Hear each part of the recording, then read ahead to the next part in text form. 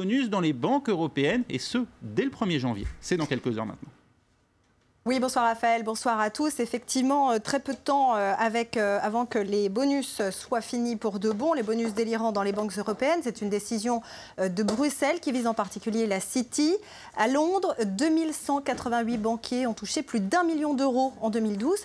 Mais qui dit règle dit contournement ou au moins tentative de contournement. Les banques anglaises cherchent déjà des solutions, comme nous l'expliquent nos correspondants Alex Bell et Yong Shim. Pour ces voitures de luxe, nombre de banquiers sont venus dépenser leurs bonus ici, chez Tom Hartley. Voici une McLaren F1, une voiture très prisée par les banquiers.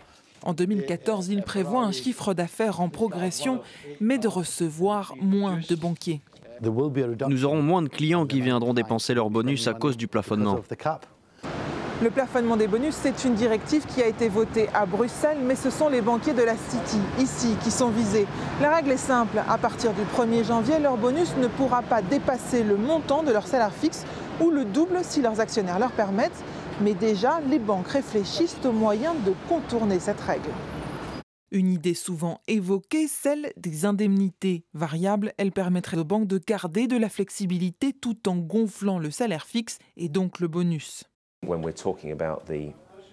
Quand nous parlons d'enveloppes de plusieurs millions que certains banquiers réclament, je pense que les indemnités ne vont pas suffire.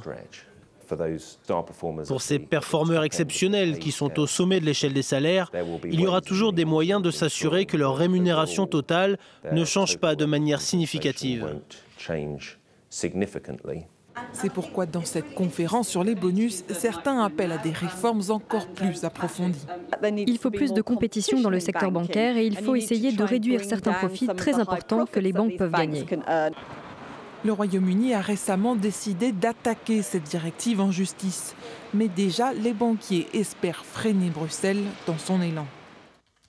Dans quelques heures, la Lettonie va adopter l'euro et abandonner le LATS, sa devise nationale introduite à la chute du bloc soviétique. 15 ans après le lancement de la monnaie unique, le petit État balte deviendra le 18e pays à rejoindre l'eurozone. Mais 25% seulement de la population s'est prononcée en sa faveur.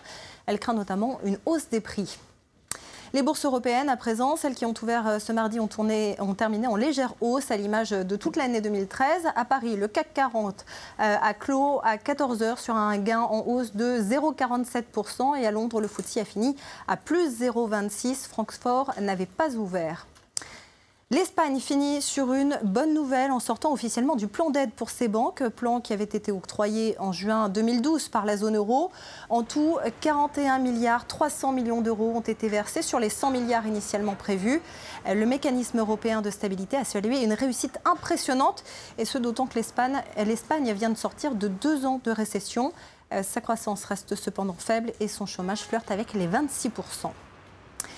C'est une révolution qui s'apprête à frapper les États-Unis. Le 1er janvier, Obamacare, la réforme de la santé voulue par le président Barack Obama, entre en vigueur. Le gouvernement affirme qu'entre 1 100 000 personnes et 2 millions ont pu s'inscrire récemment, contre seulement 150 000 le mois dernier, à cause de problèmes informatiques du site healthcare.gov. En tout, quelques 40 millions d'Américains sont totalement dépourvus d'assurance santé. En bref, en France, les magasins de bricolage pourront continuer à ouvrir le dimanche jusqu'au 1er juillet 2015. C'est ce qu'annonce un décret publié aujourd'hui. À cette date, le 1er juillet 2015, il faudra donc refondre la loi. Le repos dominical doit rester la règle, ont déclaré Sylvia Pinel et Michel Sapin, les ministres du Commerce et du Travail. Les négociations entre partenaires sociaux débuteront dès le 9 janvier. Et voilà une actualité qui va se faire sentir vite, très vite. À partir du 1er janvier, dans quelques heures seulement, les voitures de tourisme avec chauffeur, les VTC, devront respecter un délai de 15 minutes entre la réservation et la prise en charge du client. Une mesure imposée par le gouvernement pour mieux faire le distinguo avec les taxis, mais aussi justement pour calmer la colère des artisans taxis qui voient une nouvelle forme de concurrence. Les sociétés de VTC ont annoncé leur intention d'attaquer le décret. Et puis, pour finir, ça ici, vous allez vous en rendre compte dans peu de temps. Les SMS de vœux pour la nouvelle année vont s'échanger par millions, par même centaines de millions. Les opérateurs de téléphonie mobile sont dans les starting blocks. La Saint-Sylvestre, c'est un événement phare qu'il ne faut surtout pas rater, un événement technologique qui leur permet de prouver leur valeur. L'an dernier, à titre d'exemple, près d'1,5 milliard de SMS ont été envoyés aux alentours de minuit.